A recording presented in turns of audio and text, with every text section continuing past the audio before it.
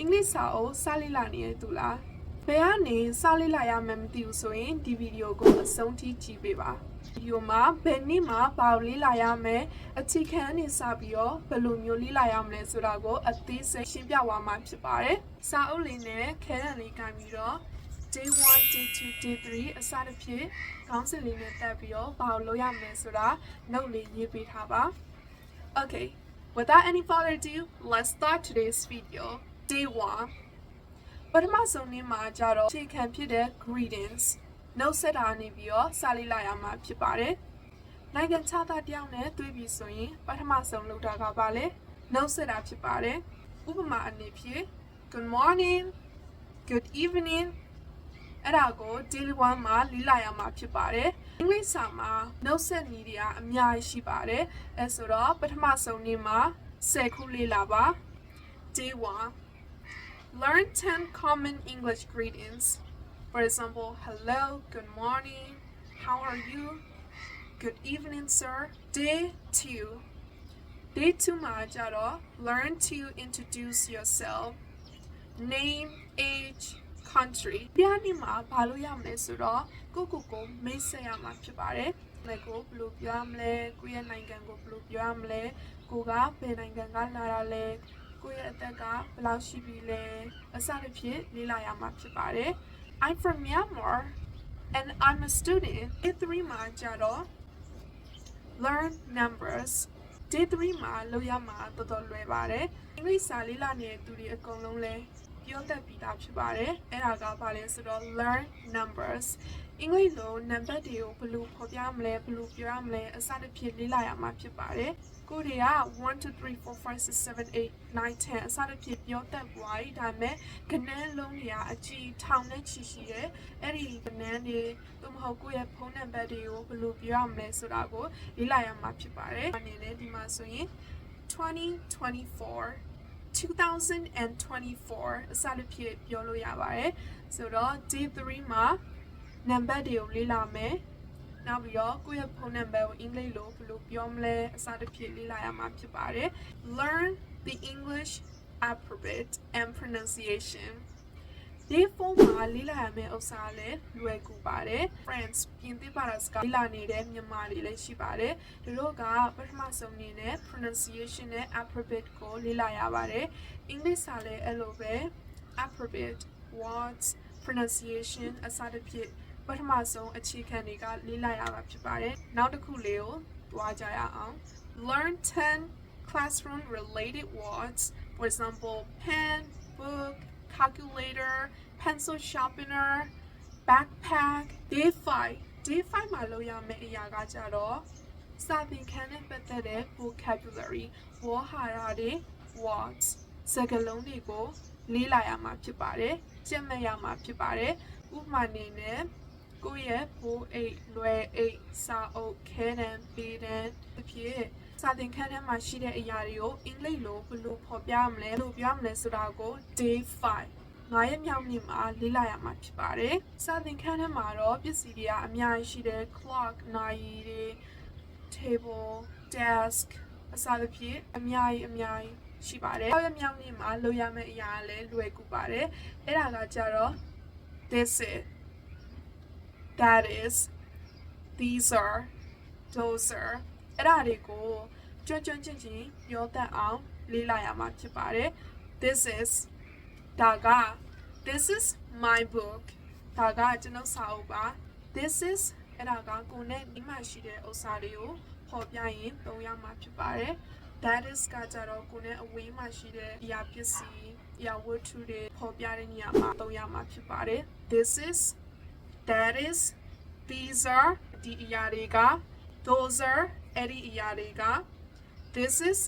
that is these are those are စာသင်ခန်းနဲ့ပတ်သက်တဲ့စကားလုံးလေးတွေလေ့လာပြီးသွားပြီဆိုရင် basic မှာ this is my book ဒါကကျွန်တော်ရဲ့စာအုပ်ပါ that is my book အဲ့ဒါကကျွန်တော်ရဲ့စာအုပ်ပါအစတစ်ဖြစ်ကိုလေ့လာခဲ့တဲ့စကားလုံးတွေကိုသုံးပြီးတော့ပြန်ပြီးတော့အသုံးချပြီးတော့လေ့ကျင့်လို့ရပါတယ်နောက်ပြီးတော့ day 7 မှာကြတော့တစ်ပတ်လုံး1 2 3 4 5 6 အဲ့ဒီနေ့ရက်တွေမှာလေ့လာခဲ့တဲ့အရာတွေအကုန်လုံးကို review everything အကုန်လုံးပြန်ကြည့်မှပြန်ပြီး revision လုပ်ပြရမှာဖြစ်ပါတယ်သူတော်တော်များများလေ့လာနေသူတော်တော်များများကလက်ခဲ့တဲ့ vocabulary words တွေဝါဟာရတွေစကားလုံးတွေမေးကြပါတယ်အဲ့ဒါဘာလို့လဲဆိုတော့တို့ကလေ့လာပြီးခဲ့တဲ့ဟာတွေကို review ပြန်ပြီးတော့မနှွေးပေးဘူးအဲ့ဒါကြောင့်မလို့ပြီးတော့ဖြစ်ပါတယ်အဲ့ဒီလိုမဖြစ်စေဖို့အတွက်ကိုကြက်မှတ်ထားတဲ့ဟာတွေကိုအရာတွေ vocabulary စကားလုံးတွေကိုနှွေးပေးဖို့လိုပါတယ်ဒါကကြတော့ day 7မှာလုပ်ရမယ့်အရာပါနောက်ပြီးတော့ဒုတိယပတ်ကကြတော့ day 8 learn names of family members ဒါဆိုဝင်နာမည်တွေကိုအင်္ဂလိပ်လိုဘယ်လိုပြောရမလဲအဲ့ဒီဥစ္စာကိုလေ့လာမှာဖြစ်ပါတယ်ဥပမာအနေနဲ့ကျွန်တော်ရဲ့အဖိုးအဖွားညီကိုမောင်မ family members ဦးလေး my uncle my auntie ကိုရဲ့မိသားစုဝင် family members တွေကိုအင်္ဂလိပ်လိုဘယ်လိုပြောရမလဲဆိုတာကို day 8မှာလေ့လာရမှာဖြစ်ပါတယ်အဲ့ဒီလိုမျိုး vocabulary တွေကိုလေ့လာခြင်းနဲ့ဆိုရင်ဒီ application လေးသုံးလို့ရပါတယ် day 9 learn 10 daily routine verbs ကိုရဲ့မြောက်နေ့မှာကြတော့ကိုရဲ့နေ့စဉ်လုံးနေကြအရာတွေကိုအင်္ဂလိပ်လိုဘယ်လိုဖော်ပြမလဲဆိုတာကိုလေ့လာရမှာဖြစ်ပါတယ်ဥပမာအနေနဲ့ကျွန်ုပ်မနေ့အေးရထားတယ်ကျွန်ုပ်အေးရသိမ်းတယ်ကျွန်ုပ်သွားတိုက်တယ်အလုပ်သွားတယ်ကျွန်ုပ်ဖွင့်ချီချောင်းသွားတယ်အစသဖြင့်အင်္ဂလိပ်လိုဘယ်လိုပြောရမလဲအဲ့ဒါကိုလေ့လာရမှာဖြစ်ပါတယ် I brush my teeth ကျွန်ုပ်သွားတိုက်တယ် I wash my face မျက်နှာတည်တယ်အဲ့ဒါဖြစ်ကိုနေ့စဉ်ပုံမှန်လုပ်နေတဲ့ကိုရဲ့ routine ကိုဘယ်လိုမျိုးအင်္ဂလိပ်လိုဖော်ပြမလဲဆိုတာကိုလေ့လာရမှာဖြစ်ပါတယ် Day 10 learn to talk about the time for example what time is it ဆယ်မြောက်နေ့မှာလုပ်ရမယ့်အရာကအချိန်ကိုအင်္ဂလိပ်လိုဘယ်လိုပြောရမလဲဆိုတာကိုလေ့လာရမှာဖြစ်ပါတယ်ဥပမာအနေဖြင့်အခုဘယ်နှစ်နာရီထိုးသွားပြီလဲ10နာရီ55မိနစ်10နာရီ15မိနစ်အစသဖြင့်တယောက်ယောက်ကကိုကိုအင်္ဂလိပ်လိုလာမေးတယ် what time is it ဆိုတော့ကိုကအင်္ဂလိပ်လိုဘယ်လိုပြန်ဖြေတတ်ရမလဲဆိုတာကိုလေ့လာထားရမှာဖြစ်ပါတယ်ဒါကအင်္ဂလိပ်စာမှာရေးကြည့်တဲ့အရာဖြစ်ပါတယ်အချိန်ကိုအင်္ဂလိပ်လိုဘယ်လိုပြောမလဲဘယ်နှစ်နာရီထိုးသွားပြီလဲကိုအင်္ဂလိပ်လိုဘယ်လိုပြောမလဲဆိုတာကို day 10မှာလေ့လာရမှာဖြစ်ပါတယ် day 11နောက်ထပ်လုပ်ရမယ့်အရာကတော့လွယ်ကူပါတယ်ဒါကကြတော့ Sunday Monday Tuesday Wednesday တနင်္ဂနွေနေ့အင်္ဂါဗုဒ္ဓအစရှိတဲ့နေ့ရက်တွေကိုအင်္ဂလိပ်လိုဘယ်လိုပြောမလဲဆိုတာကိုလေ့လာမှာဖြစ်ပါတယ် Wednesday ဒါကြတော့လွယ်ကူပါတယ် Day 12 learn 10 food and drinks words အင်္ဂလိပ်လိုအစားအစာတွေတောက်စရာတွေကိုဘယ်လိုပြောမလဲဆိုတာကိုလေ့လာမှာဖြစ်ပါတယ်ဥပမာလေးဖြင့်ကြည့်ရှုသူကအင်္ဂလန်သို့မဟုတ်အမေရိကန်ကိုရောက်သွားတယ်ဆိုကြပါစို့စားလို့ဆိုင်ရောက်တဲ့အခါမှာကိုစားချင်တဲ့စားစာတွေကို order မှာရမယ်မာယူရမယ်စားတော့ဆိုင်နေပြီးတော့ဆိုတော့အင်္ဂလိပ်လိုဘယ်လိုပြောရမလဲကိုစားချင်တဲ့စားစာတွေကိုဘယ်လိုမျိုးဖော်ပြမလဲဆိုတာကိုလေ့လာဖို့အရေးကြီးပါတယ်ဒါကကြတော့ခီးသွားဖို့ပဲဖြစ်ဖြစ်ဒါမှမဟုတ်အင်္ဂလိပ်စာကိုလေ့လာနေတဲ့သူတွေအကုန်လုံးသိထားတဲ့အရာဖြစ်ပါတယ်အစားအစာနဲ့တောက်စရာတွေနဲ့ပတ်သက်တဲ့စကားလုံး10လုံးကိုလေ့လာမှာဖြစ်ပါတယ် I like to order spaghetti ကျွန်တော်အီတလီခောက်ဆွဲမှာချင်တယ် and a glass of water ရေတခွက်နဲ့အီတလီခောက်ဆွဲတစ်ပွဲမှာချင်ပါတယ်အစားအဖြစ်လေ့လာပေးပါစားတောက် vocabulary စားတောက်ဝါဟာရတွေ Day 13 73ရက်နေ့မြောက်မှာကျတော့ WA question အဲ့ဒါတွေကိုလေ့လာမှာဖြစ်ပါတယ်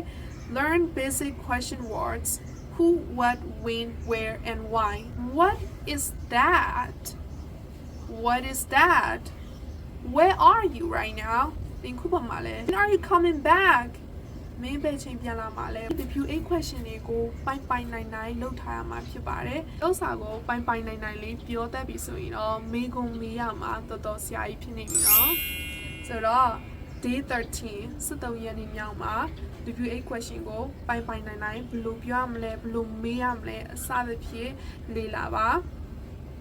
Day 14 14ရက်နေ့မြောက်မှာလဲအရင်နေ့ကလိုမျိုး အရင် day 7 ကလိုမျိုး review everything ကိုလေ့ကျင့်ခဲ့တဲ့အရာတွေအကုန်လုံးကိုပြန်လို့ရမှာဖြစ်ပါတယ်ပြန်လေ့ကျင့်ရမှာဖြစ်ပါတယ်ကိုကမိသားစုဝင်တွေအမိတွေကိုအင်္ဂလိပ်လိုဘယ်လိုပြောမလဲဆိုတာအင်္ဂလိပ်လိုလေ့လာတယ်အဲ့ဆိုရင်အကုန်လုံးပြန်လို့ရမှာဖြစ်ပါတယ်လေ့လာခဲ့တဲ့ဝေါ်ဟာရတွေကိုအချိန်လေးပြီးပြီးတော့ပြန်နှွေးပေးပါဥပမာဖြစ်မိနစ်30ပဲဖြစ်ဖြစ်အချိန်လေးပြီးပြီးတော့နှွေးပေးပါ week 1အရင်ဘက်ကလေ့လာခဲ့တဲ့အရာတွေကိုလည်းဖတ်ခြင်းအဖြစ်သို့မဟုတ်ပြန်ပြီးတော့ repeat နေ့စဉ်ပြန်ပြောခြင်းအဖြစ်လေ့ကျင့်လို့ရပါတယ် week 1 and week 2ပထမပတ်နဲ့ဒုတိယပတ်တော့ပြီးသွားပါပြီဆိုတော့တတိယပတ်ကိုသွားလိုက်ကြအောင်တတိယပတ်ကကြတော့ vocabulary ဝေါ်ဟာရတွေနဲ့ပတ်သက်တာဖြစ်ပါတယ်15ရက်မြောက်တဲ့နေ့မှာကျတော့ learn weather vocabulary အခုနေတာနေအဲ့ဒါကိုအင်္ဂလိပ်လိုဘယ်လိုပြောမလဲအခုမိုးရွာနေတယ်အင်္ဂလိပ်လိုဘယ်လိုဖော်ပြရမလဲဆိုတာကို day 15ရက်မြောက်တဲ့နေ့မှာလေ့လာမှာဖြစ်ပါတယ်3ပတ်မြောက်တဲ့နေ့3ပတ်ရဲ့ပထမဆုံးနေ့မှာလေ့လာမှာဖြစ်ပါတယ်အခုမိုးရွာနေတယ် it is raining at the moment it's raining right now it's cloudy တိမ်ထူနေတယ်အစတစ်ပြေမိုးလေဝသအခြေအနေတွေကိုအင်္ဂလိပ်လိုဘယ်လိုပြောမလဲဆိုတာကိုလေ့လာမှာဖြစ်ပါတယ် YouTube ကအင်္ဂလိပ်စာလေ့လာတဲ့ဗီဒီယိုတွေနဲ့လည်းလေ့လာလို့ရတယ်ဒါမှမဟုတ်ဒီ application စတော့ကဖော်ပြခဲ့တဲ့ပြောပြခဲ့တဲ့ဒီ application လေးကိုသုံးပြီးတော့လည်းလေ့လာလို့ရပါတယ်နောက်နေ့မှာလေ့လာရမယ့်အရာ day 16 learn parts of the body ခန္ဓာကိုယ်အစိတ်ပိုင်းတွေကိုလေ့လာမှာဖြစ်ပါတယ်ခန္ဓာကိုယ်အစိတ်ပိုင်းဆိုတာကမျက်စိနှာခေါင်းလေထောင်နှာရွက်နှာခမ်းလက်ခြေထောက်စပင်းမျက်ခုံးအဲ့ဒါတွေကိုအင်္ဂလိပ်လိုဘယ်လိုမျိုးပြောမလဲဆိုတာကိုလေ့လာမှာဖြစ်ပါတယ် YouTube မှာအဲ့ဒီ body parts ခန္ဓာကိုယ်နဲ့ပတ်သက်တဲ့အရာတွေကိုပြောပြထားတဲ့သချင်းလေးတွေနောက်ပြီးတော့ဗီဒီယိုလေးတွေရှိပါတယ်အဲ့ဒီဗီဒီယိုလေးတွေနဲ့လည်းလေ့လာနိုင်ပါတယ်ဒီနေ့မှာကျတော့အဝတ်အထည်နဲ့ပတ်သက်တဲ့ vocabulary တွေကိုလေ့လာမှာဖြစ်ပါတယ်အဝတ်အထည်မှာဆိုရင်အဝတ်အထည်အမျိုးမျိုးရှိတယ်ဥပမာနေဖြစ် jacket တို့ sweater တို့ jacket sweater စသဖြင့်အဝတ်အထည်တွေကအများကြီးရှိတယ်ကိုကနိုင်ငံခြားမှာ shopping mall တွေကိုဈေးဝယ်ထွက်တော့မယ်ဈေးဝယ်ထွက်ရင်ဘယ်လိုမျိုးပြောရမလဲမိကုန်းတွေဘယ်လိုမရမလဲ how much is it ကျွန်တော်ဝတ်ကြည့်လို့ရလား where is the fitting room စမ်းဝတ်ကြည့်တဲ့နေရာဘယ်မှာလဲစာလေးလာနေသူအနေဖြင့်သိထားဖို့လိုပါတယ်ဒီစုံကံမှာဖြစ်ပျက်နေတဲ့အရာတွေအသိမှာဖြစ်ခဲ့တဲ့အရာတွေအနာဂတ်မှာဖြစ်မဲ့အရာတွေအကုန်လုံးကိုစုပြုံပြီးတော့မလေးလာခြင်းဆိုရင်ပထမဆုံးနေဖြစ်အခုလက်ရှိဖြစ်ပျက်နေတဲ့ပြစ္ဆုတ်ပံမှာဖြစ်ပျက်နေတဲ့အရာကိုအင်္ဂလိပ်လိုဘယ်လိုဖော်ပြမလဲဆိုတာကိုအရင်လေးလာပါဥပမာနေဖြစ်ကျွန်တော်အခုအင်္ဂလိပ်စာလေးလာနေရဆိုရင် I am learning English right now နောက်နေ့မှာကျတော့ day 19စကူရန်နေမြောက်မှာကျတော့ vocabulary 10လုံးလေးလာမှာဖြစ်ပါတယ်9လုံးသို့မဟုတ်9လုံးကိုနိုင်တလောက်လေးလာပါ small ငယ်သော happy ပျော်ရွှင်သော sad ဝမ်းနည်းသောအစတစ်ဖြစ်သောနဲ့စုံတဲ့စကားလုံးလေး10လုံးလေးလာပါ20ရက်နေ့မြောက်ရက်20 learn how to describe your feelings 20ရက်နေ့မြောက်မှာကျတော့ကိုခံစားနေရတဲ့ခံစားချက်တွေကိုအင်္ဂလိပ်လိုဘယ်လိုဖော်ပြမလဲဆိုတာကိုလေ့လာမှာဖြစ်ပါတယ်ဥပမာနေဖြင့်ကျွန်တော်အခုဝမ်းနည်းနေရ I'm sad I'm feeling sad right now I'm feeling happy today ကျွန်တော်ဒီနေ့ပျော်ရွှင်နေတယ် day 21မှာလဲကိုလေ့လာခဲ့တဲ့အရာတွေအားလုံးကို review ပြီးတော့နှွေးပေးရမှာဖြစ်ပါတယ် week 4ကကြတော့လေ့ကျင့်တဲ့အပိုင်းနဲ့ဆိုင်သွားပါပြီကိုလေ့လာခဲ့တဲ့အရာတွေကိုကြက်မှတ်ခဲ့တဲ့အရာတွေကိုလေ့ကျင့်ဖို့ပြန်ပြီးတော့အသုံးချဖို့ကအရေးကြီးပါတယ်စကားပြောကိုလေ့လာမှာဖြစ်ပါတယ်ကိုကစကားပြောလေးတွေကိုကြည့်ချင်တယ်ဆိုရင် English with Jessica ဒီ channel ထဲမှာကြည့်လို့ရပါတယ် English with Jessica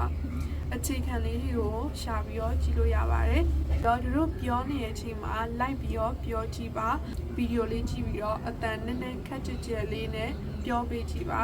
ဒီနည်းအားဖြင့်ကိုယ့်ရဲ့ speaking ကိုလည်းတိုးတက်စေတယ်နောက်ပြီးတော့အသံထွက်တွေကိုလည်းတိုးတက်စေမှာဖြစ်ပါတယ်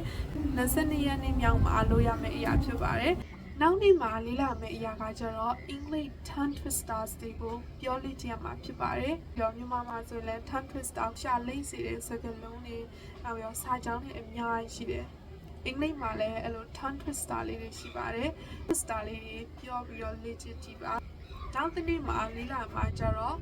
practice listening ကိုလေ့ကျင့်ရမှာဖြစ်ပါတယ်ဟောကာသုံးဗီဒီယိုတို့မဟုတ်တချင်းနားထောင်ပြီးတော့ကိုယ့်ရဲ့ listening skill ကိုလေ့ကျင့်ပါဒါကကျတော့24ရက်နေ့မြောက်မှာလုပ်ရမယ့်အရာဖြစ်ပါတယ် day 24ဗီဒီယိုရှိရင်မကြည့်ချင်ဘူးဆိုရင်တချင်းလေးတွေနားထောင်ပြီးတော့လေ့လာလည်းရပါတယ်တော့ Jackie Chan လေ့လာခဲ့တဲ့နည်းလမ်းလေးပါကြည့်ရှုသူတွေကလည်းအင်္ဂလိပ်တချင်းတွေနားထောင်ရတာကြိုက်တယ်ဆိုရင်ဒီနေ့ကစပြီးတော့အင်္ဂလိပ်တချင်းလေးတွေကိုနားထောင်ပေးပါအင်္ဂလိပ်စကားလုံးလေးတွေကိုတချင်းလေးတွေအားနေပြီးတော့ကြက်မှတ်ပါအဲ့ဒီနည်းနဲ့လည်းအင်္ဂလိပ်စာလေ့လာလို့ရပါတယ်နောက်တစ်နေ့မှာလေ့လာမယ့်အရာကကျတော့ learn 10 travel related words ခီးသွားခြင်းနဲ့ပတ်သက်တဲ့စကားလုံး10လုံးလေ့လာမှာဖြစ်ပါတယ်နိုင်ငံခြားကိုခီးထွက်ခြင်းနဲ့ဆိုတော့နိုင်ငံခြားကဟိုတယ်တွေမှာတဲမယ်ဆိုရင်ဘယ်လို booking ဝင်ရမလဲနာမည်တွေကိုဘယ်လိုပေးရမလဲအစတစ်ဖြစ်လေ့လာရမှာပါနောက်တစ်နေ့မှာလေ့လာမယ့်အရာကလည်းလူတိုင်းအင်္ဂလိပ်စာလေ့လာနေတဲ့လူတိုင်းသိထားတဲ့အရာပါအဲ့ဒါကကျတော့ language တာဖြစ်ပါတယ်ဟိုကအင်ကနေပြီးတော့ဆိုင်သွားတယ်မထင်မဲ့ပဲနဲ့နိုင်ငံခြားတယောက်နဲ့တွေ့တယ်နိုင်ငံခြားသူတို့မဟုတ်နိုင်ငံခြားသားတယောက်နဲ့တွေ့တယ်အမေရိကန်ကဆိုပါစို့ချီရကုန်းရောက်ဘယ်လိုသွားမလဲအဲ့လိုမေးတယ်ပဲဆိုပါတော့ကိုကအင်္ဂလိပ်စာမှာဘယ်လိုသွားမလဲ direction လမ်းညွှန်တဲ့အရာတွေတက်သွားပါအစဖြစ်စကားလုံးတွေစကားစုတွေအထားရင်နိုင်ငံခြားသားကိုမေးအေးစစ်စစ်နဲ့ပြန်ဖြေလို့ရမှာဖြစ်ပါတယ်နောက်နေ့ learn life expressions ကြည်သုံးတဲ့စကားလုံးစကားစုအသုံးနှုန်းတွေလေ့လာပါဥပမာနဲ့ဖြင့် excuse me တစိမ့်လောက် please ကျေးဇူးပြုပြီးတော့တစ်ခုကကြတော့နောက်တစ်နေ့မှာလုပ်ရမယ့်အရာကကြတော့ကိုယ့်ရဲ့မိသားစုဝင်တွေကိုအင်္ဂလိပ်လိုဘယ်လိုဖော်ပြမလဲဘယ်လိုမိတ်ဆက်ပေးမလဲဆိုတာကိုလေ့လာရမှာဖြစ်ပါတယ်။ဒါကကြတော့ကျွန်တော်ရဲ့ညီမလေးပါ This is my sister ဒါကြတော့ကျွန်တော်ရဲ့အကိုပါ He's my brother သူကကျွန်တော်ရဲ့အကိုပါအစရဖြစ်ကိုယ့်ရဲ့မိသားစုဝင်တွေကိုလူတယောက်ကိုယ့်ရဲ့နိုင်ငံခြားတကယ်ချင်းတရားအောင်ဘယ်လိုမိတ်ဆက်ပေးရမလဲဆိုတာကိုလေ့လာပါview all vocabulary and grammar ကိုလေ့လာခဲ့တဲ့အရာတွေအကုန်လုံးကိုလေ့ကျင့်ရမှာဖြစ်ပါတယ်ပြန်ပြီးတော့ပြန်နှွေးပြီးတော့ revision ပြန်ပြီး review လုပ်ပေးရမှာဖြစ်ပါတယ်ကိုလေ့လာခဲ့တဲ့စကားလုံးတွေနောက်ပြီးတော့ဝေါ်ဟာရတွေစကားစုတွေကိုအင်္ဂလိပ်လိုပြန်သုံးပြီးတော့သမီးနဲ့အင်္ဂလိပ်စကားပြောပေးရမှာဖြစ်ပါတယ်အမလုံးမိမယ်ဆိုပြီးတော့မပြောဘဲမနေပါနဲ့ကိုက speaking တိုးတက်ခြင်းနဲ့အင်္ဂလိပ်စာတိုးတက်ခြင်းဆိုရင်လေ့ကျင့်ရမှာဖြစ်ပါတယ်အမားနေပြီးတော့သင်ယူလေ့လာရမယ်နေ့စဉ်နေ့တိုင်း practice လေ့ကျင့်ပြရမှာဖြစ်ပါတယ်ဒါကိုယူလိုက်ပါသို့မဟုတ်ကိုယ့်ရဲ့ဖုန်းထဲမှာရှိတဲ့ recording application လေးနဲ့ကိုအတန်သွင်းကြည့်ပါဘာအကြောင်းပြောမလဲဆိုတော့ကိုအကြောင်းကိုပြောပါကျွန်ုပ်ကဘယ်ချိန်မှာအိပ်ရထားတယ်ကျွန်ုပ်ကဘယ်အစားအသောက်ကိုကြိုက်တယ်ဘယ်နိုင်ငံကိုသွားချင်တယ်ကျွန်ုပ်မှာမောင်နှမဘယ်နှယောက်ရှိတယ်ပြီးတော့မိသားစုဝင်တွေကိုလေ့လာခဲ့တဲ့မိသားစုဝင်အမည်တွေကိုကိုက speaking သမီးလေးပြောနေတုန်းမှာကိုအကြောင်းကိုပြောနေတုန်းမှာထည့်ပြီးတော့သုံးပေးပါနောက်ဆုံးနေ့မှာလုပ်ရမယ့်အရာဖြစ်ပါတယ်ဗီဒီယိုတစ်ပုဒ်မှာနိုင်ငံခြားသားတယောက်သူကဘာသာစကားမျိုးစုံပြောတတ်တယ်ကဘာသာစကားလေ့လာနေတဲ့လူတွေကိုဘယ်လိုပြောရမလဲဘယ်လိုလေ့ကျင့်ရမလဲဆိုတာနည်းလမ်းတွေမျှဝေတယ်သူမျှဝေခဲ့တဲ့နည်းလမ်းတစ်ခုကစကားပြောပါနေ့စဉ်လေ့ကျင့်ပါတဲ့ဒါစကားတစ်ခုလေ့လာခဲ့တယ်ဥပမာဆိုပါစို့ကိုရီးယားဘာသာစကားလေ့လာတယ်နောက်ပြီးတော့သူကကိုရီးယားစာလုံးပဲလေ့လာတယ်ဥပမာကလာပါအဲ့ဒါကိုကိုရီးယားလိုဘယ်လိုပြောရမလဲ How are you နေကောင်းလားစသဖြင့်ကိုရီးယားလိုဘယ်လိုပြောမလဲဆိုတာကို10ချောင်းလေ့လာတယ်နောက်ပြီးချစ်ချင်မဲ့သူကလေ့ကျင့်တာအဲ့ဒါတွေကိုနိုင်ငံခြားသားကိုရီးယားလူမျိုးတွေနဲ့လေ့ကျင့်တယ်အဲ့ဒီနေရာနေသုံးပြီးတော့စကားပေါင်းမျိုးစုံပြောတတ်တာဆိုပြီးတော့သူကမျှဝေထားတာဖြစ်ပါတယ် ကိုယ်တငယ်ချင်းတွေကလည်းအင်္ဂလိပ်စာလေ့လာနေသူဆိုရင်ဒီဗီဒီယိုလေးကို share ပေးပါ Thanks for watching today's video and I'll see you guys in my new videos. Have a nice day.